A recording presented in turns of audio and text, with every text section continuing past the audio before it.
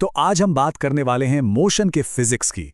और इसे हम समझेंगे एक ऐसी चीज के जरिए जो हम में से ज्यादातर लोग रोज करते हैं, कार चलाना। तो अपनी सीट बेल्ट लगा लीजिए, क्योंकि सफर में कुछ ऐसे मोड़ आने वाले हैं जो आपको हैरान कर सकते हैं। अच्छा, तो चलिए सीधे एक सवाल से शुरू करते हैं। सोचिए, एक कार एक मोड़ ले रही है और उसका स्पीडोमीटर मान लीजिए 60 पर अटका हुआ है, एकदम स्थिर। तो क्या वो कार एक्सेलरेट कर रही है? मतलब क्या उसका त्वरण हो रहा है? सुनने में थोड़ा अजीब लगता है ना? चलिए आज इसी पहेली को सुलझाते हैं। ठीक है, तो इस पहेली को सुलझाने के लिए हमें सबसे पहले कार के डैशबोर्ड पर दिखने वाली सबसे आम चीज से शुरू करना होगा, चाल यानी कि स्पीड। तो स्पीड आखिर है क्या? सीधी सी बात है, स्पीड बस ये बताती है कि कोई चीज कितनी तेजी से चल रही है। ये एक नंबर है, जैसे आपके स्पीडोमीटर पर 60, 80 या 100। इसमें दिशा यानी डायरेक्शन का कोई लेना देना नहीं होता। ये सिर्फ बताती है कितना तेज, ये नहीं कि किस तरफ। स्पीड और वेलोसिटी के बीच का फर्क समझने से पहले दो और चीजों को समझना बहुत जरूरी है, दूरी और विस्थापन। जरा सोचिए कि कोई एक रनिंग ट्रैक पर दौड़ रहा है। जब वो 400 मीटर का पूरा चक्कर लगाकर वापस अपनी जगह पर आता है तो उसने दूरी तो 400 मीटर तय की, लेकिन उसका विस्थापन यानी डिस्प्लेसमेंट 0 है, क्योंकि विस्थापन सिर्फ शुरुआती और आखिरी पॉइंट के बीच की सीधी दूरी देख। तो इसका मतलब क्या हुआ? इसका मतलब यह है कि भले ही वो धावक बहुत तेजी से भागा हो, लेकिन उसकी औसत वेलोसिटी 0 है। क्यों? क्योंकि उसका कुल विस्थापन 0 था। सुनने में यह थोड़ा अजीब लग सकता है, लेकिन फिजिक्स में यह एक बहुत ही जरूरी कॉन्सेप्ट है। और यहीं पर एंट्री होती है वेलोसिटी की। वेलोसिटी सिर्फ स्पीड नहीं है, यह है स्पीड एक खास दिशा के साथ। यही वजह है कि हमारे धावक की औसत वेलोसिटी 0 थी। वो तेज तो दौड़ रहा था, पर उसकी दिशा लगातार बदल रही थी और आखिर में वो वापस वहीं आ गया। तो अगली बार जब कोई कहे कि उसकी वेलोसिटी 100 है, तो उनसे पूछना बनता है, भाई किस दिशा में? तो अब जब हम स्पीड और वेलोसिटी का फर्क समझ गए हैं, तो चलिए अपनी कार की जर्नी में थोड़ा आगे बढ़ते हैं, उस पॉइंट पर जहां चीजें बदलना शुरू होती हैं। अब हम बात करेंगे त्वरण की, यानी एक्सेलरेशन की। एक्सेलरेशन का मतलब बहुत ही सिंपल है। ये है आपके वेग में किसी भी तरह का बदलाव। और याद रखिए, हम वेग कह रहे हैं, सिर्फ चाल नहीं। और ये एक बहुत बड़ा फर्क है। तो किसी कार को एक्सेलरेट करने के असल में 3 तरीके हैं। पहला, एक्सेलरेटर दबाकर स्पीड बढ़ाना। दूसरा, ब्रेक लगाकर स्पीड कम करना। और तीसरा, जो अक्सर लोग भूल जाते हैं, वो है स्टीयरिंग व्हील घुमाकर दिशा बदलना। जी हां, सिर्फ डायरेक्शन बदलना भी एक्सेलरेशन है।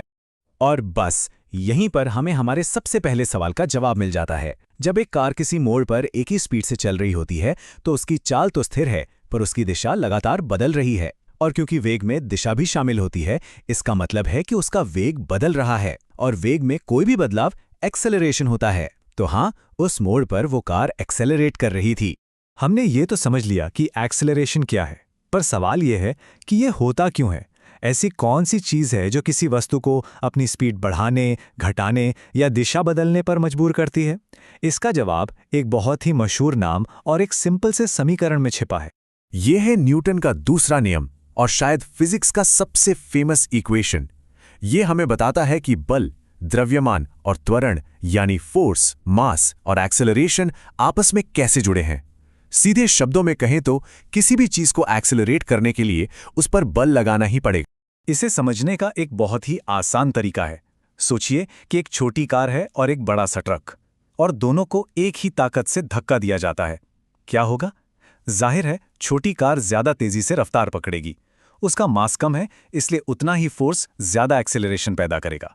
वहीं ट्रक का मास ज्यादा है, तो उसका एक्सेलरेशन कम होगा। ये F=ma का एक जीता जागता उदाहरण है। ठीक है, तो अब हमारे पास सारे जरूरी कॉन्सेप्ट्स हैं: स्पीड, वेलोसिटी, एक्सेलरेशन और फोर्स। तो चलिए अब इन सबको एक साथ जोड़ते हैं और अपनी कार की पूरी जर्नी को एक बहुत पावरफुल टूल से देखते हैं, वेलोसिटी टाइम ग्राफ। ये ग्राफ हमें एक कहानी बताएगा। इसमें एक तरफ समय है और दूसरी तरफ वेलोसिटी। एक नज़र में यह हमें दिखा देगा कि हमारी कार की गति समय के साथ कैसे कैसे बदल रही है। चलिए एक सिंपल सी जर्नी का उदाहरण लेते हैं। हमारी कार 3 हिस्सों में चलती है। पहले वो एक स्टॉप लाइट से रफ्तार पकड़ती है, फिर कुछ देर एक ही वेलोसिटी पर चलती है और आखिर में रुक जाती है। तो देखिए, पहले 5 सेकंड में ग्राफ पर ये जो लाइन है ये ऊपर की तरफ जा रही है। ये सीधी ऊपर जाती हुई ढलान हमें बताती है कि वेलोसिटी एक बराबर दर से बढ़ रही है। ये है पॉजिटिव एक्सेलरेशन, हमारी कार रफ्तार पकड़ रही है। फिर 5 से 15 सेकंड के बीच लाइन एकदम सीधी फ्लैट हो जाती है। एक सीधी लाइन का मतलब है कि वेलोसिटी में कोई बदलाव नहीं हो रहा। इसका मतलब एक्सेलरेशन 0 है, कार एक स्थिर रफ्तार से चल रही है। और आखिर में 15 से 20 सेकंड के बीच लाइन नीचे की तरफ आती है। इसका मतलब है कि वेलोसिटी कम हो रही है।